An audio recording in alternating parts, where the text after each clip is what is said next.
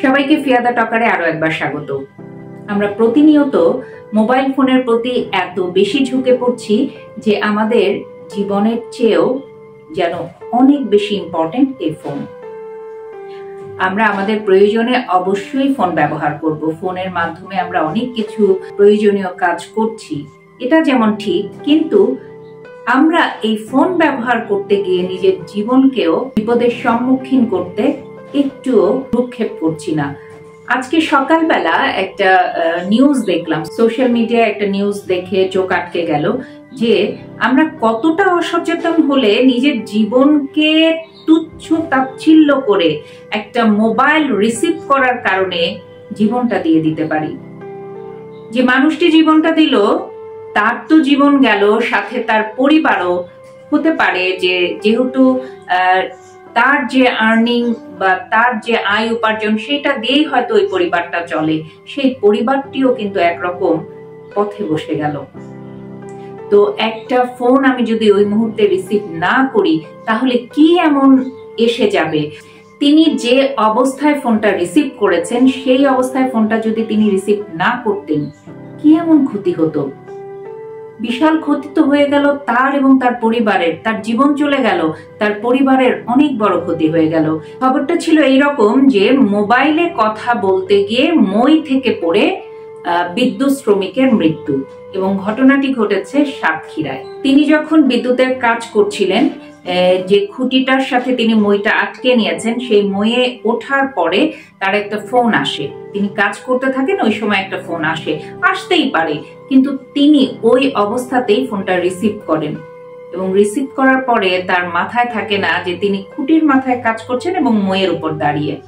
যথারীতি তিনি মই থেকে পড়ে যান, এবং পড়ে যাওয়ার পরে পরবর্তীতে দেখা যায় যে তিনি আর জীবিত নেই, তিনি মারা যান। তো এটাই বলার যে আমাদের আসলে কখন কোন কাজটা করতে হবে এই সেন্সটুকু আমরা মানুষরা এখন কাজে লাগাই না। দিনের পর দিন কেমন যেন আমরা ভোতা হয়ে যাচ্ছি, আমরা একেবারেই দিক বিদিক শূন্য হয়ে যাচ্ছি। কোন কাজটা কখন করা উচিত, আমি কি একটুও মনে করব না যে আমি এরকম একটা হাইটে আছি, এই ওপরে আমি কাজ করছি, এবং কি কাজ করছি? বিদ্যুতের। সে ফোনে কথা বলতে পড়ে না গেলেও বিপদ হতে পারতো যে তিনি যেহেতু বিদ্যুতের কাজ করছেন, তিনি ইলেকট্রিক শকেরও একটা বিষয় থাকে। সেই সময় অনেক বেশি মনোসংযোগ আমাদের লাগে। যে কাজটা আমরা যখন করি সেখানে যদি মনোযোগ না থাকে, বিশেষ করে যে কাজগুলো অনেক রিস্কি, তখন মনোযোগের অভাব হলে অনেক বিপদ ঘটতে পারে। সেই অবস্থায় তিনি একটা ফোন রিসিভ করেন।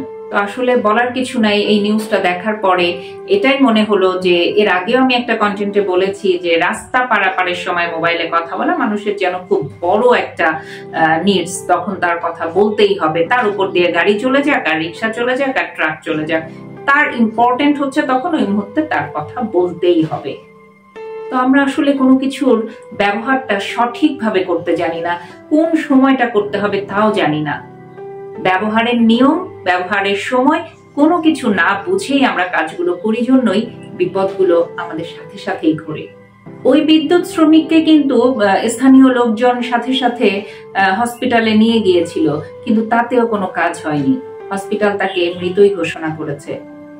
তো এতটুকুই বলার যে এই ঘটনাগুলো যখন আমরা নিজেরা পড়ি, চোখে দেখি, তখন কিন্তু পড়ে যাই, সেটাকে আসলে অত গা করি না।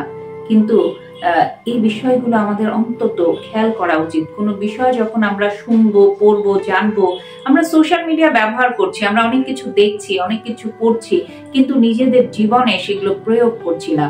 ভালো যে জিনিসগুলো সেগুলো আমার প্রয়োগ করতে হবে। এই নিউজটা পড়ে আমাদের অন্তত সচেতন হওয়া উচিত, শুধুমাত্র ওই বিদ্যুৎ শ্রমিক না, যে আমরা এমন কোনো কাজে, যে কাজগুলো অনেক বেশি রিস্কি, সেই কাজগুলো করার সময় অন্তত মোবাইল ফোন ব্যবহার করব না, করাটা উচিত না। কারণ আমার নিজের জীবন যেমন অনেক মূল্যবান, তেমনি আমার সাথে জড়িত যে জীবনগুলো সেগুলো অনেক মূল্যবান।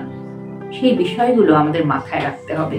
মোবাইল ফোনের ভালো দিক, খারাপ দিক অনেক কিছু আছে। যে কোনো বিষয়েরই ভালো দিক থাকে, খারাপ দিক থাকে, সেই জিনিসগুলো বুঝে আমাদের ফোন ব্যবহার করা উচিত। ভালো থাকবেন সবাই। আবারও নতুন কোনো বিষয় নিয়ে খুব দ্রুত ফিরে আসবো। চোখ রাখবেন ফিয়াদা টকারে।